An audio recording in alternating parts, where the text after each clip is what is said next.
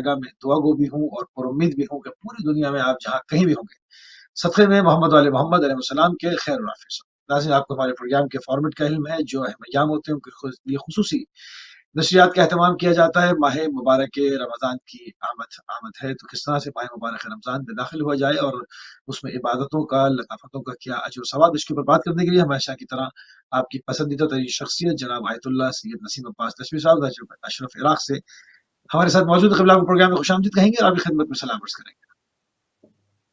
अलैकुम अस्सलाम वरहमतुल्लाहि वबरकातुहू। मुसी साहब सलामत रहें।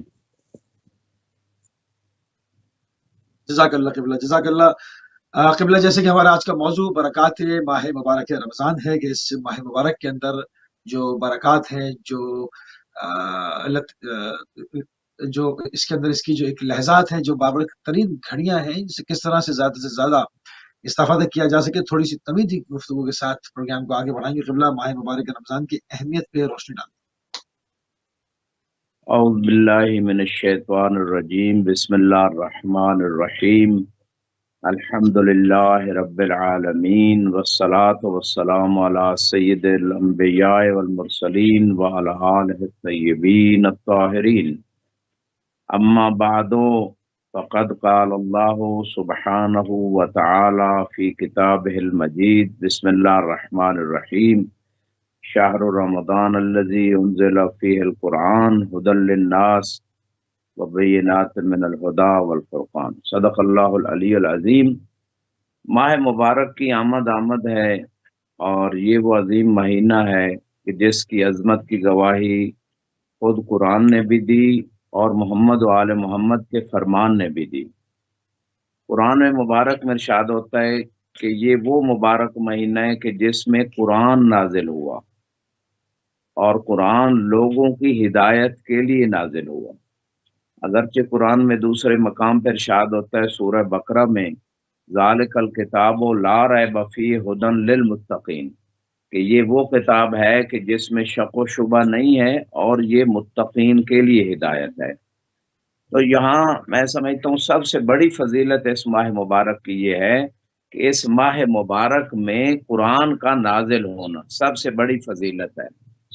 और फिर इस माह मुबारक की जो अहमियत है फ़कत कुरान के नज़ूल की जहत से नहीं, फ़कत हिदायत की जहत से नहीं, बल्कि ये बरकतों वाला महीना, ये मग़फ़िरतों वाला महीना, ये रहमतों वाला महीना, और इस महीने की शान खुद अल्लाह के रसूल ने अपने आखिरी जो खुतबा शाबान यानी आखिरी जुमा था शाबान का, उस पे सहाबा कराम को जो खुतबा दिया, उस खुतबा में रसूल खुदा सल्लल्लाहु अलैहि वसल्लम ने इस माह मुबारक की अज़मत को बयान किया है और इस अंदाज से कि हर जिहत को मलहूज़ खातिर रखा और हर पहलू पे निगाह डाली और मुसलमानों को क़यामत तक के लिए मुतवज्जे किया।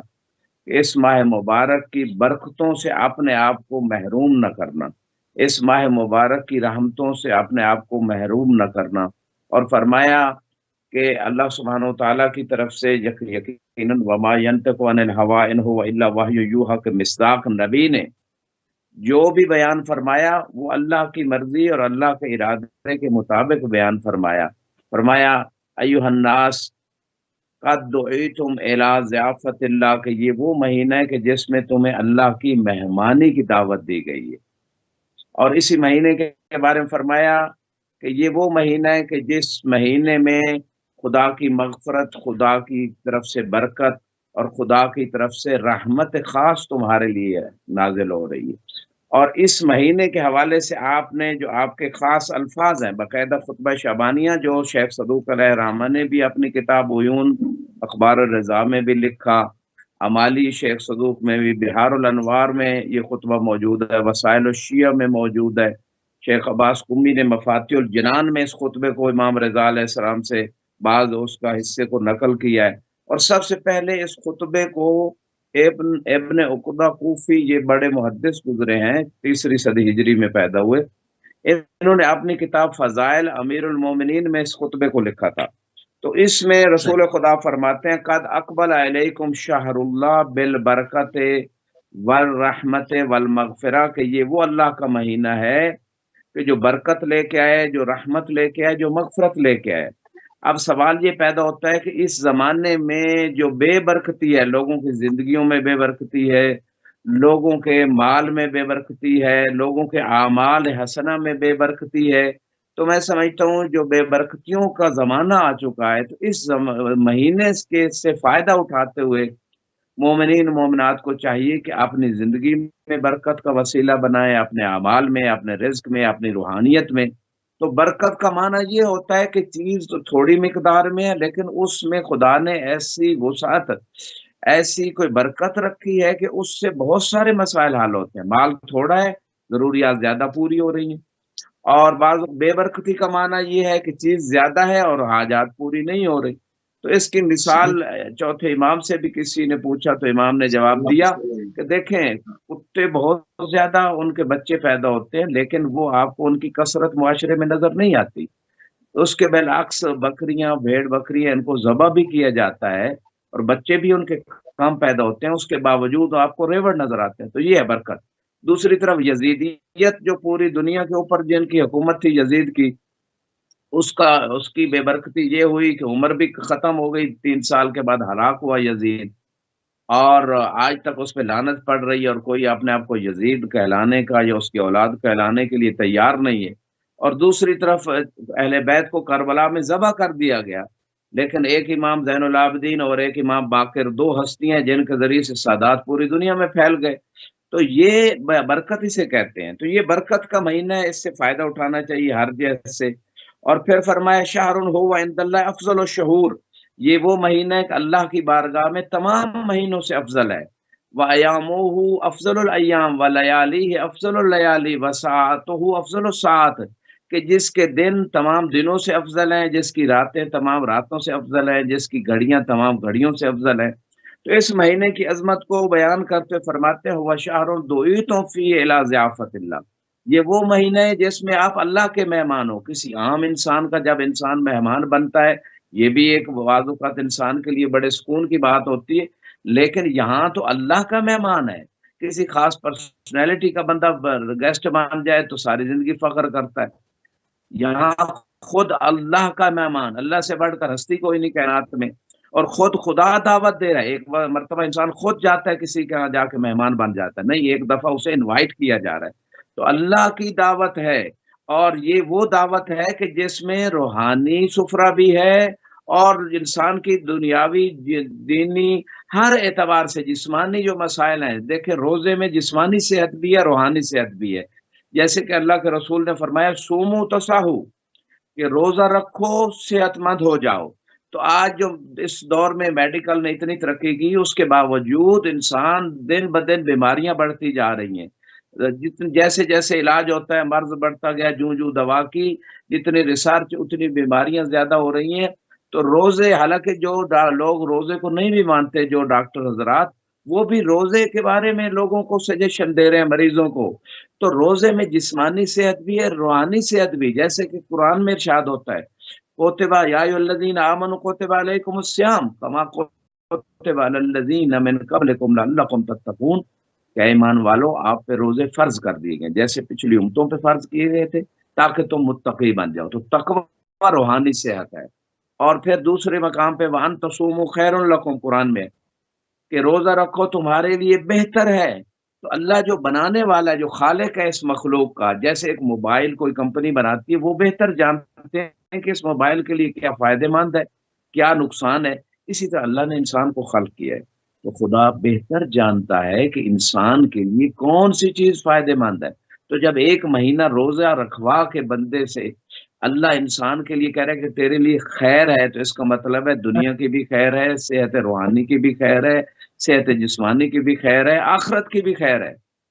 تو یہاں پہ یہی اللہ کا رسول فرما رہے ہیں اس خطبہ میں، وَجُعِلْتُمْ فِيهِ مِنْ أَهْلِ كَرَامَةِ اللَّهِ، یہ وہ مہینہ ہے کہ جس مہینے میں آپ کو رسپیکٹ دی گئی ہے۔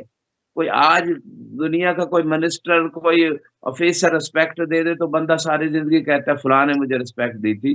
بھائی وہ اللہ رسپیکٹ دے رہا ہے بندے کو، اور پورے مہینے کے لیے انسان کو جو ہے نا وہ اکرام اور احترام دینا چاہتا ہے کہ آؤ میرے مہمان بن جاؤ، اور میرے مہمان بن کے رسپیکٹ اور کرامت اور مقام کو حاصل کر لو۔ تو دنیا جو ہے نا وہ کرامت کے حصول کے لیے بعض اوقات لوگ کتنے پاپڑ بیلتے ہیں کہ صاحب کرامت ہو جائیں.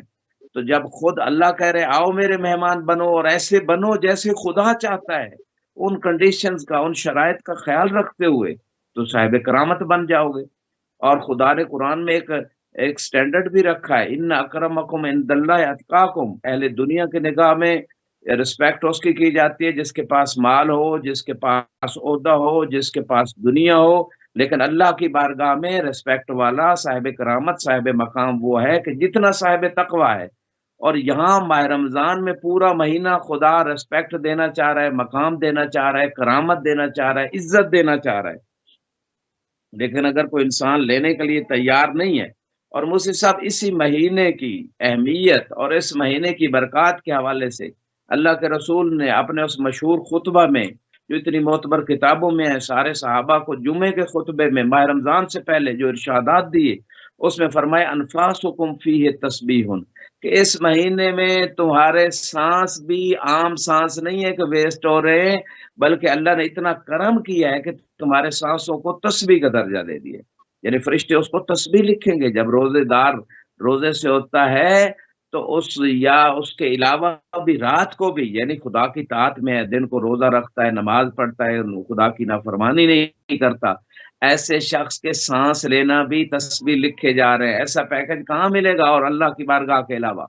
اور پھر فرمایا وَنَوْمُكُمْ فِيهِ عِبَادَةٌ، یہ وہ مہینہ ہے جس میں تمہارا سونا بھی عبادت ہے. عام دنوں میں سونا عبادت نہیں ہے، لیکن روزے دار کا سونا اور اس مہینے میں روزہ رکھ کے سو جانا عبادت قرار دیا گیا ہے. ایسا کہیں سے خدا کے علاوہ کہیں سے ایسے رحمت کے دروازے نہیں کھلیں گے کہ سونا بھی ہے اور عبادت قرار دی جا رہی ہے. ہاں، مولا علی علیہ السلام کے پڑوس میں چوتھے امام جب آئے تھے تو رات کو سو رہے تھے، تو صحابی نے کہا مولا آپ تو عبادت کرتے تھے ساری رات. تو کہا میرے جد علی کے پاس سونا بھی عبادت ہے. تو شاید اللہ کو جو ہے نا علی کے پڑوس میں سونا بھی اتنا پسند آ گیا، چونکہ علی جو اور مصطفیٰ کے بستر پہ اتنے اطمینان سے خدا کی طاعت اور رضا کے لیے سوئے تھے، تو خدا کو وہ سونا بھی پسند آ گیا. تو سونا روزے دار کا عبادت ہے. عالم کا سونا یقین کے ساتھ، یقیناً دلیل کے ساتھ، جاہل کے جاگنے سے بہتر ہے، جیسے کہ بعض روایات میں ہے. تو روزے دار کا سونا ماہ رمضان میں عبادت. جو لوگ کہتے ہیں نا جی ہم سے روزہ نہیں رکھا جاتا، پیاس لگتی ہے، بھوک لگتی ہے، یہ ہو جاتا ہے، وہ ہو جاتا ہے، ان کو تو سونے کا پیکج دے کہ بھائی ویسے جاگ کے نہیں برداشت کر سکتے بھوک پیاس، تو سو کے وقت گزار لو. سونا بھی عبادت، روزہ بھی عبادت، اور خدا کی نافرمانی سے بچ گئے انسان.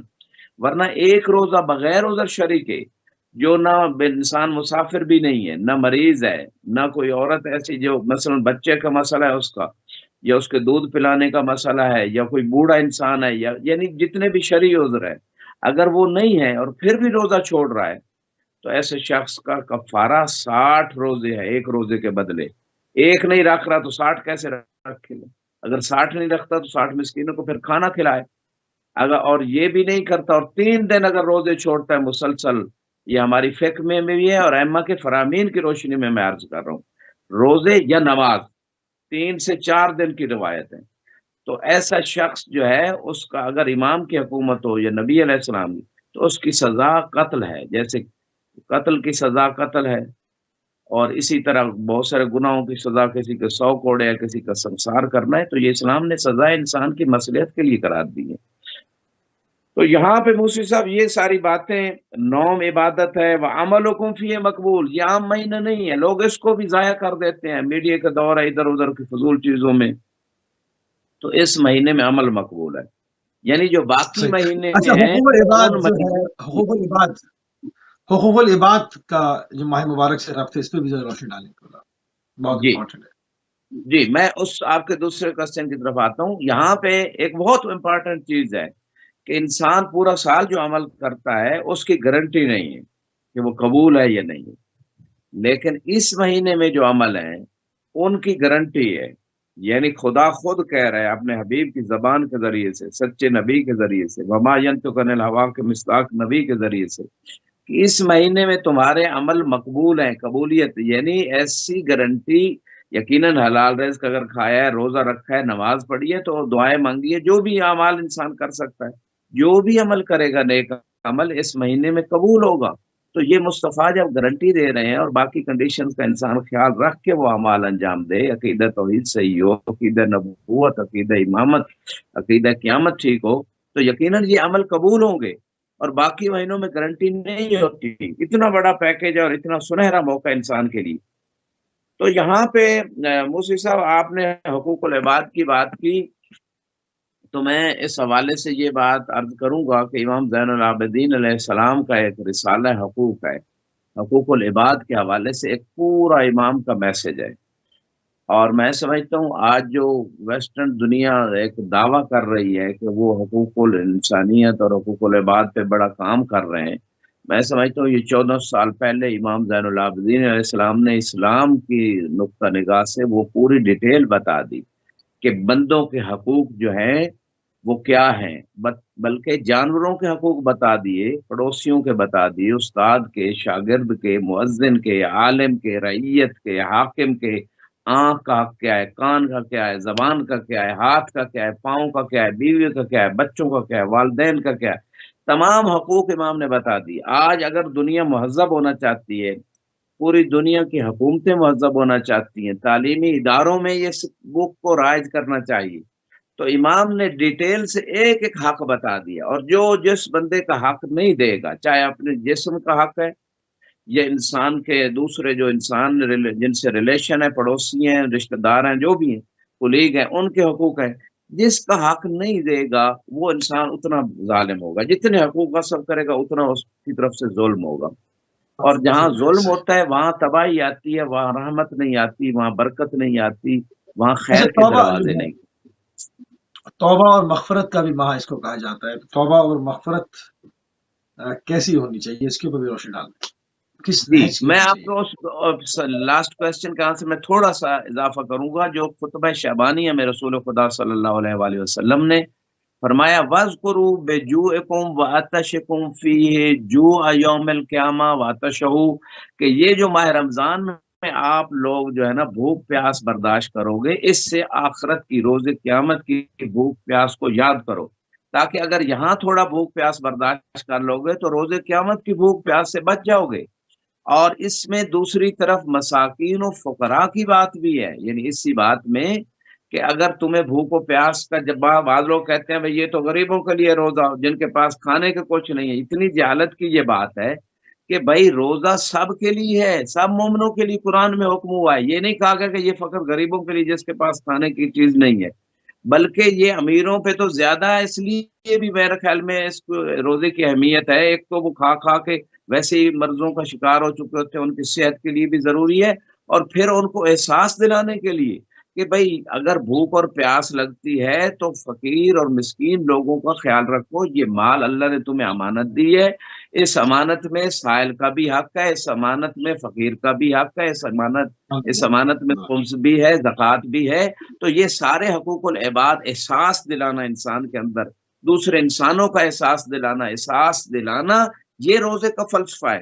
तो इस खुतबे में रसूल खुदा ने इस नुक्ते की तरफ जो है ना खुसूसी तौर पे मुतवज्जे फरमाया।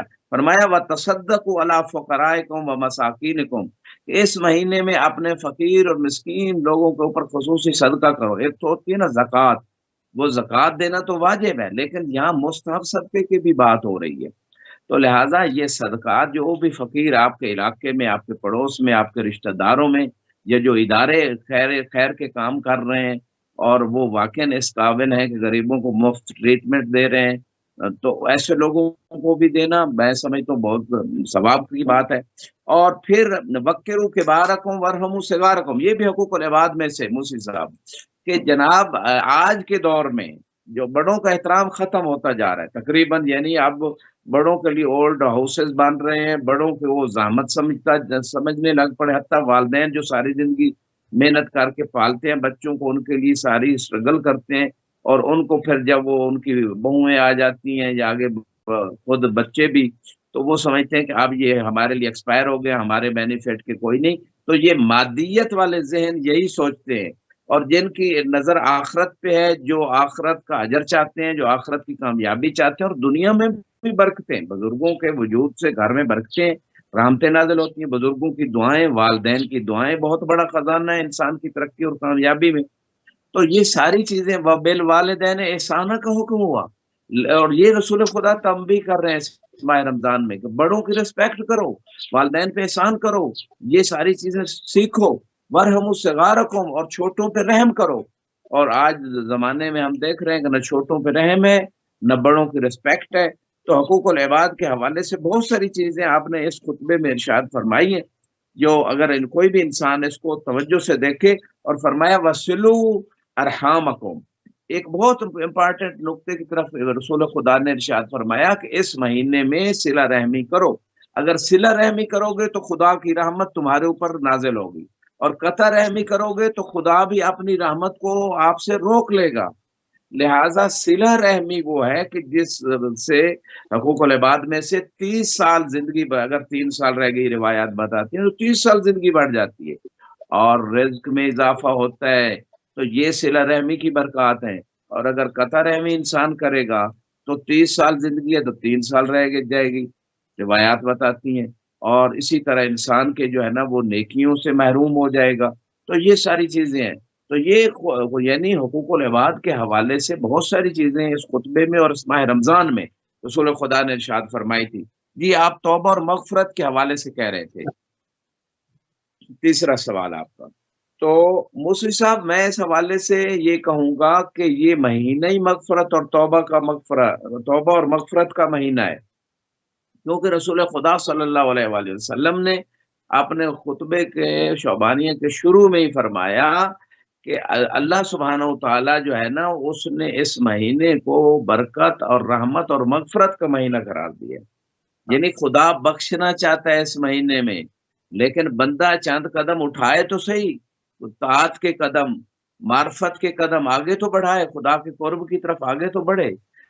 تو خدا بخشنا چاہتا ہے اپنے بندے کو، اس لیے ایک خاص پورا مہینہ دے دیا، ایک دن نہیں، ایک گھنٹہ نہیں، ایک ہفتہ نہیں، پورا مہینہ ہر سال خدا دے رہا ہے۔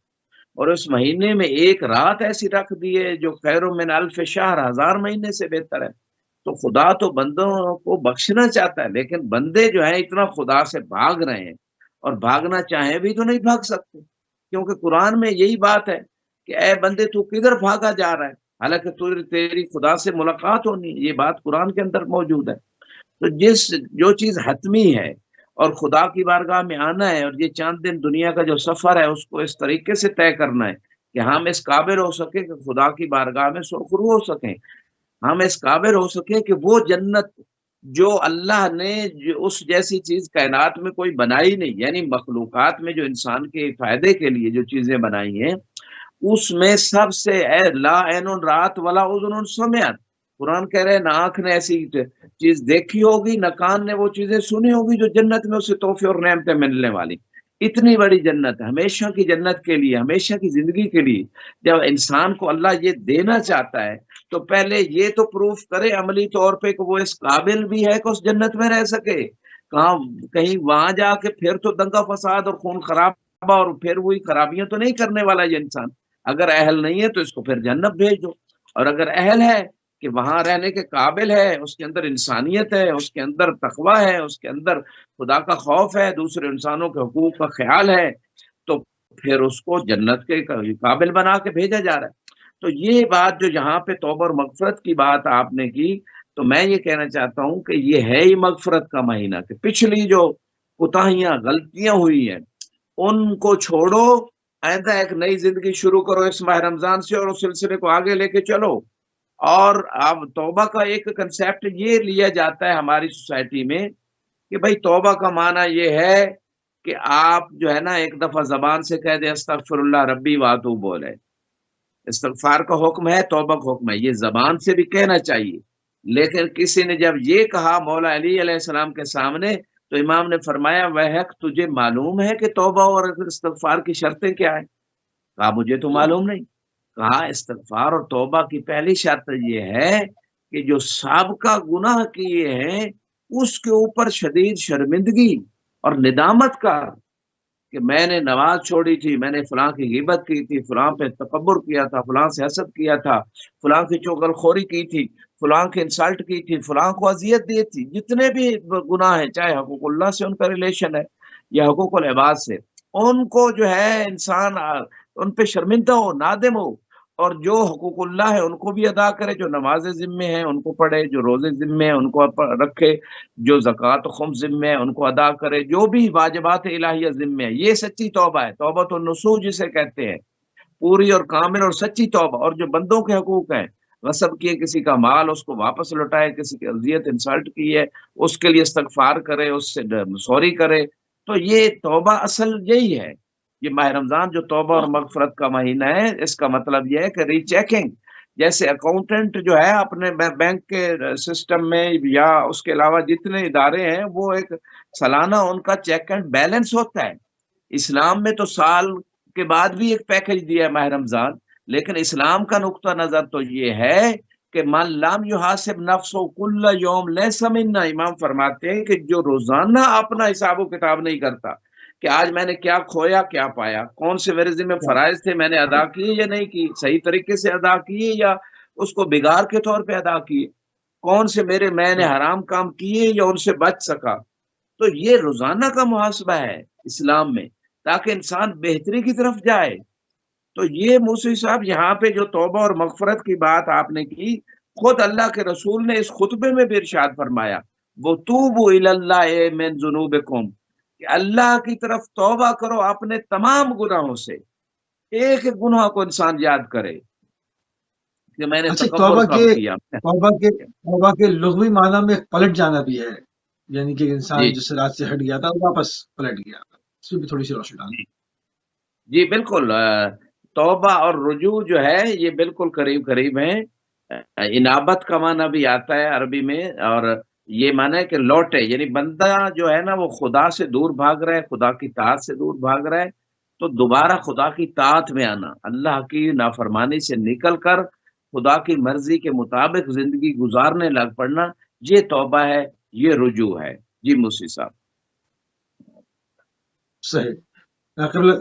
دعا کے اوپر تھوڑی سی بات کرتے ہیں، کیونکہ دعا عموماً بعض لوگ اس بات کی شکایت کرتے ہیں کہ ان کی دعائیں مستجاب نہیں ہوتی۔ تو اس ماہ کی جو بابرکت ترین گھڑیاں ہیں، بابرکت ترین رات ہیں، بابرکت ترین ساعتیں ہیں، تو کیوں نہ باتوں سے، ان لحظات سے استفادہ پروردگار کی بات کی جائے۔ اس دعا کا اسلوب کیا ہونا چاہیے، کار کیا، اور اس میں یہ جو لحظات ہیں کتنا سریع و اثر ہے اس کی دعا کے مستجاب ہونے میں، اس کی استجابت دعا کو پروردگار کی طرف سے قبولیت کے لیے جو درجہ حاصل ہونا ہے اس میں کتنا سریع و اثر ہے، یہ سارے لحظات، اس پہ روشنی ڈال۔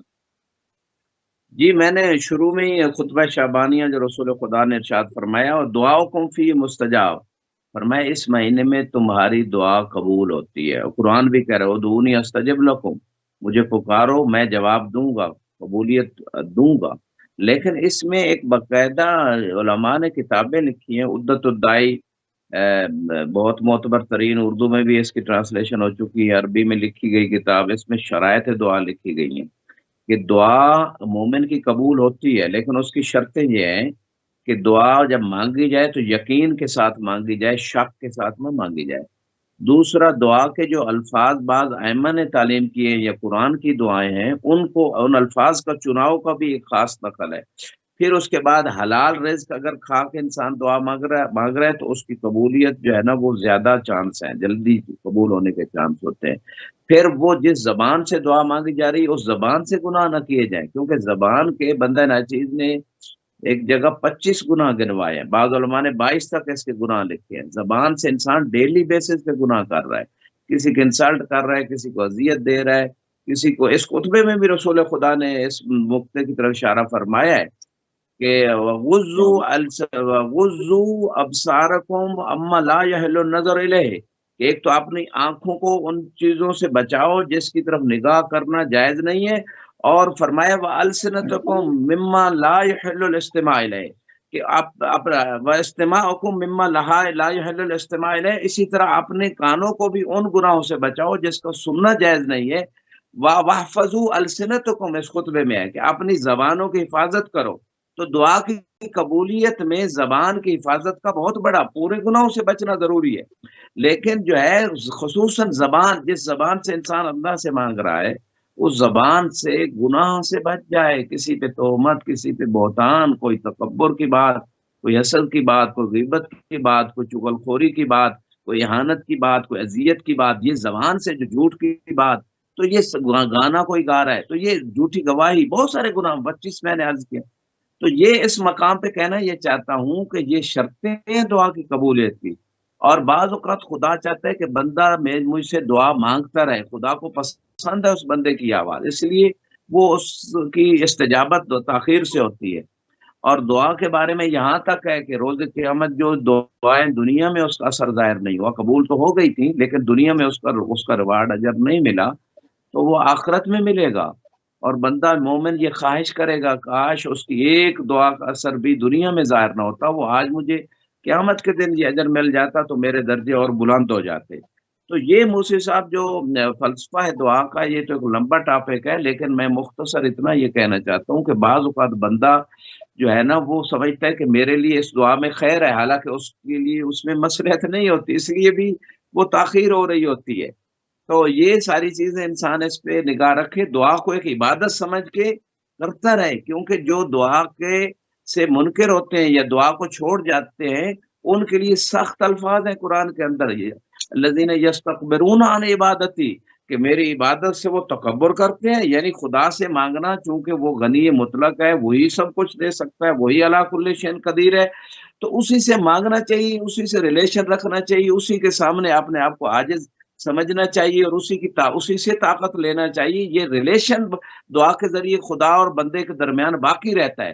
لہذا جو دعا کو چھوڑ دیتا ہے تو یا دعا نہیں مانگتا، وہ تکبر کی طرف جا رہا ہے کہ گویا سمجھ رہا ہے کہ میں اللہ کا محتاج ہی نہیں ہوں۔ تو دعا اس مہینے میں قبول ہوتی ہے، ضرور دعائیں مانگے، خصوصاً موسی صاحب سحر کے وقت جو امام زین العابدین علیہ السلام نے اپنے خاص صحابی ابو حمزہ صومالی کو، انہی کے نام سے دعا مشہور ہے، جیسے مولا علی کے صحابی کمیل کی دعا ہے، ابو حمزہ صومالی کی دعا لمبی دعا ہے، اس کو ضرور پڑھیں، ترجمے کے ساتھ سنیں سب ہمارے ناظرین مومنین مومنات۔ وہ اگر پڑھ نہیں سکتے مفاتی سے تو سن لیں، آج تو میڈیا سے وہ ریکارڈڈ بھی آپ کو ترجمے کے ساتھ مل جائے گی، اس میں وہ معارف ہیں، اس میں وہ روحانی لذت ہے۔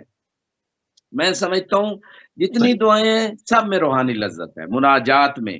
اور جس بندے کو نماز کے بارے میں جی موسی صاحب بس تھوڑا سا میں کمپلیٹ کر لوں، جس بندے کو روحانی لذت نہیں محسوس ہو رہی دعاؤں میں، نماز میں، تو وہ تھوڑا اپنا اعمال پہ غور و فکر کرے، اپنے رزق پہ، اپنے تمام اعمال پہ غور و فکر کرے، کیونکہ خدا یہ کہتا ہے کہ جس بندے کے دل میں دنیا کی محبت ہے نا، یعنی دنیا جو حلال ہے، جو شرعی طریقے سے ہے، وہ تو آخرت ہے، اس میں تو اشکال ہی نہیں، وہ دنیا جو انسان کو خدا سے دور لے جا رہی ہے، معصیت کے ذریعے سے جو انسان دنیا میں پھنسا ہوا ہے، تو جس کے دل میں دنیا کی محبت آ جائے اور خدا کی محبت اور اہل بیت کی اور دین کی اور رسول خدا کی نکلنا شروع ہو جائے یا کم ہونا شروع ہو جائے، تو ایسے بندے کو خدا کہتا ہے میں سزا یہ دیتا ہوں کہ اس کے دل سے مناجات اور دعاؤں کی جو لذت روحانی ہے اس کو اٹھا لیتا ہوں۔ تو یہ موسی صاحب دعائیں میں سمجھتا ہوں اس مہینے میں ضرور مانگنی چاہیے، اور سحری کے وقت دعا چلا کے سنیں، پھر افطاری کے وقت کے بعد کی دعائیں ہیں، دن کے وقت دعا مانگے، روزے کی دعائیں، دعاؤں سے اس مہینے میں غفلت نہیں ہونی چاہیے، مغفرت کی کے مہینہ ہے، توبہ کا اور دعاؤں کی قبولیت کا مہینہ ہے۔ جی موسی صاحب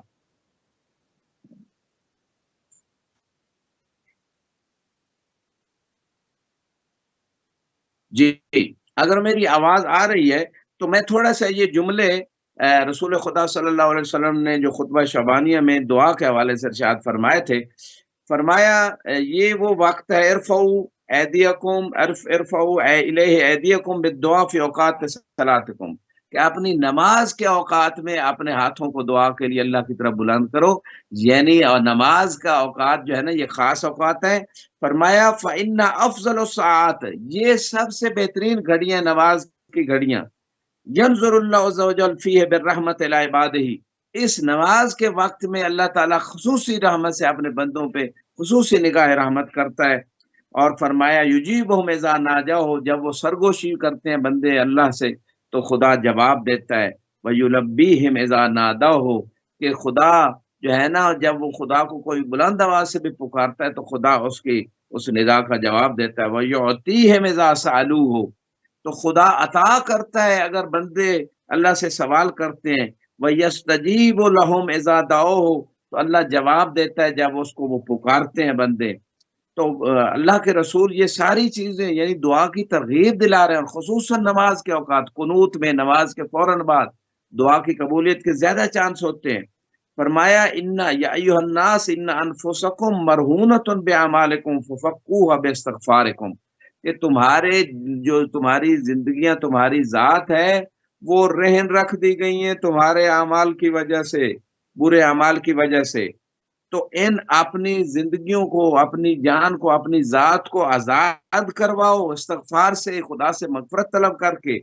وَظُہُورَكُمْ ثَقِيلَةٌ مِّنْ أَوْزَارِكُمْ، اور تمہاری پشتیں تمہارے گناہوں کی بوجھ سے ثقیل اور وزنی ہو چکی ہیں۔ جب معراج سے آپ تشریف لائے تو صحابہ نے پوچھا کوئی واقعہ سنائے، کہا اس شخص پہ مجھے بہت تعجب ہوا جس کی پشت پہ پہلے ہی بوجھ ہوتا تھا اور وہ گرتا اٹھتا جا رہا ہوتا تھا، اور تھوڑا آگے جاتا تو اور بوجھ لاد لیتا تھا، اور تھا بھی بوڑھا انسان۔ تو اب لوگوں نے پوچھا وہ کون تھا، کہا یہ وہ شخص تھا جس کی پشت پہ پہلے ہی گناہوں کا بوجھ تھا، لیکن مزید گناہوں کا بوجھ جو ہے وہ اپنی پشت پہ لاد لیتا تھا۔ تو ایسے شخص پہ مجھے بہت رحم آیا۔ تو یہ وہ معراج کا واقعہ بھی، اور یہاں بھی فرما رہے ہیں کہ تمہاری پشتیں بہت وزنی ہیں اور گناہوں کے بوجھ سے، فَخَفِّفُوا عَنْهَا بِطُولِ سُجُودِكُمْ، ان پشتوں سے، اپنے پشت سے گناہوں کے بوجھ کو کم کرو لمبے سجدے کر کے۔ وَاعْلَمُوا أَنَّ اللَّهَ أَقْسَمَ بِعِزَّتِهِ أَن لَا يُعَذِّبَ الْمُصَلِّينَ۔ جی موسی صاحب۔ جزاک اللہ قبلہ، جزاک اللہ۔ اور اچھا، روزہ افطار کرانے کا کیا اجر ہے؟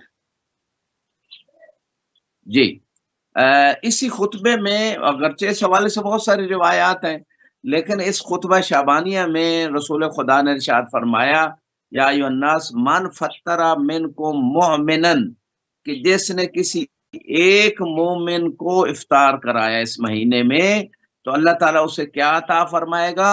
فلہو اجر عتق نسمہ، اسے ایک غلام آزاد کرنے کا ثواب ملے گا، ومغفرت لما مضی من ذنوب ہی، اور جو اس کے سابقہ گناہ ہے خدا ان کو بھی بخش دے گا۔ یہ اس ایک مومن کو افطار کرانے کا ثواب ہے۔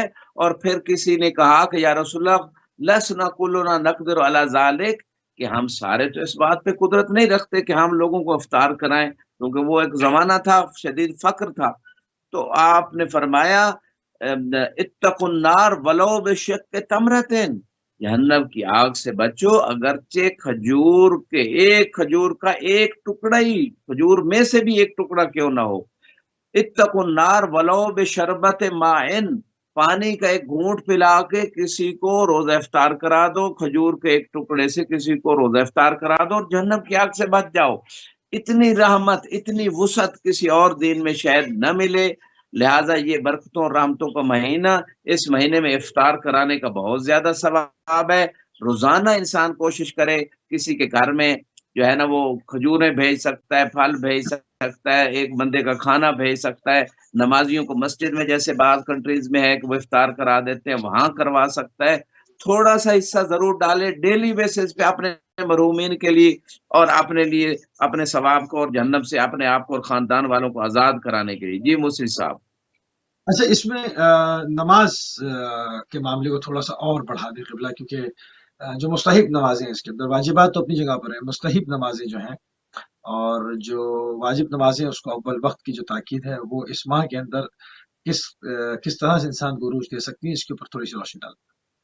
جی بہت اچھا نقطہ اٹھایا۔ نمازیں جو ہے نا واجب، ان کے حوالے سے تو بہت ساری روایات بھی ہیں کہ اگر ایک نماز کو انسان چھوڑ دیتا ہے، من ترک الصلاۃ متعمدا فقد کفر، تو اس نے گویا کفر کیا۔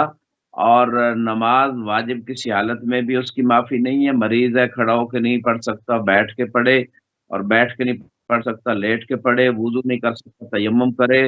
اور اگر اس کو یہاں تک حکم ہے کہ خدا نخواستہ کسی جگہ وہ غرق ہو رہا ہے تو وہ نماز کا ٹائم ہو گیا تو اشارے سے وہ غرق ہوتے ہوتے بھی پڑھے، اتنا حکم ہے۔ یہ وہ اہمیت ہے اس واجب نماز کی، اتنی اہمیت ہے کہ امام حسین علیہ السلام نے تیروں کی بارش میں کربلا میں نماز جماعت پڑھی۔ امیر المومنین علیہ السلام کو پتہ تھا کہ شہادت ہے میری، پھر بھی مسجد میں جا کے نماز پڑھی اور نماز کو نہیں چھوڑا۔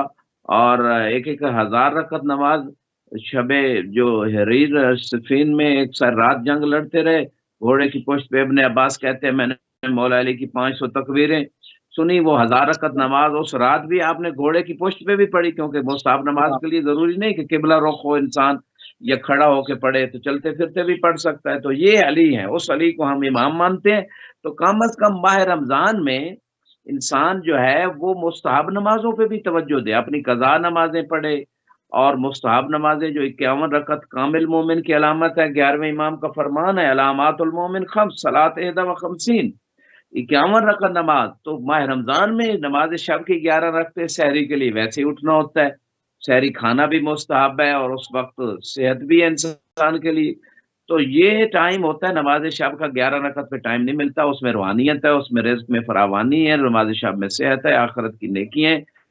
اور نوافل جو یومی ہے وہ لیٹ کے بے شک پڑھے، بیٹھ کے پڑھے ضرور، چلتے پھرتے پڑھے۔ اچھا، آپ یہاں پہ جو نماز واجب ہے ماہ رمضان میں، رسول خدا خطبہ شعبانیہ میں ارشاد فرما رہے ہیں کہ ایک فریضہ ماہ رمضان میں وہ یعادل 70 فریضہ، 70 نمازوں کا ثواب ملے گا ماہ رمضان میں۔ اور پھر جو مستحب نمازیں ہیں اس کے بارے میں بھی ارشاد ہو رہا ہے کہ مستحب نمازیں جو اس مہینے میں من تطوع فی ھذا الشہر، کہ اس مہینے میں جو مستحب نمازیں پڑھے گا، کانت لہو براء من النار، کہ اللہ تعالیٰ جہنم سے چھٹکارے کا سرٹیفکیٹ اسے دے دے گا کہ اس بندے نے مستحب نمازیں پڑھی تھی۔ تو یہ مستحب نمازوں کی بھی اہمیت ہے، واجب نمازوں کی بھی اہمیت ہے، اور نماز کی اہمیت تو ویسے ہی قرآن میں اقیم الصلاۃ وآتوا الزکاۃ اتنی آیتیں ہیں یہ نماز کے حوالے سے۔ اور پھر جہنمیوں نے جو سوال کیا تھا جنتیوں سے، جو مکالمہ ان کا ہے قرآن کے اندر ہے، ما سلککم فی سقر، جنتیوں نے پوچھا تھا جہنمیوں سے کہ جہنم کس وجہ سے آپ گئے، تو جہنمیوں نے کہا لم نکو من المصلین، کہ ہم نماز نہیں پڑھتے تھے، یعنی ایک مسلسل ان کا عمل یہ تھا کہ نماز سے تعلق ہی نہیں تھا۔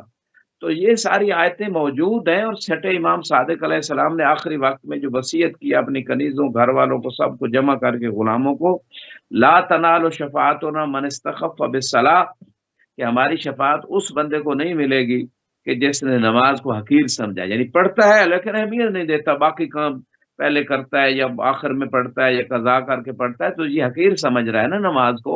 نماز کی اہمیت یہ ہے کہ جو ہی اذان کا وقت ہو سارے کام چھوڑ کے نماز میں مشغول ہو جائے۔ نماز ایک بندگی ہے، ایک سرٹیفکیٹ ہے کہ میں یا الہی تیرا بندہ ہوں، میں شیطان کا بندہ نہیں ہوں، میں نفس امارہ بالسوء کا بندہ نہیں ہوں۔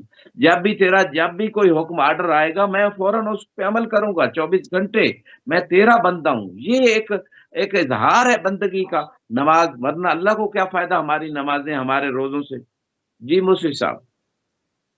جزاک اللہ قبلہ، جزاک اللہ، بہت ہی خوبصورت طریقے سے وہ ان لحظات کی طرف، ان گھڑیوں کی طرف، ان ساعتوں کی طرف جو ہمیں ابھی انشاءاللہ نصیب ہونے والی ہیں، اور ان سے بہترین استفادہ کرنے کی ہمارے پاس فرصت بھی ہوگی، اس طرف آپ ہماری توجہات کو منظور فرما رہے ہیں۔ کہ اللہ پروردگار آپ کو جزائے خیر دے اس کے اوپر حسن اخلاق، کیونکہ عموماً ہم دیکھتے ہیں کہ روزے کا جیسے کھلنے کا ٹائم آتا ہے لوگ انتہائی بدتمیزی سے، بد کلامی سے ایک دوسرے سے پیش آتے ہیں، جیسے کسی کے اوپر روزہ رکھ کے احسان کر رہے ہوں۔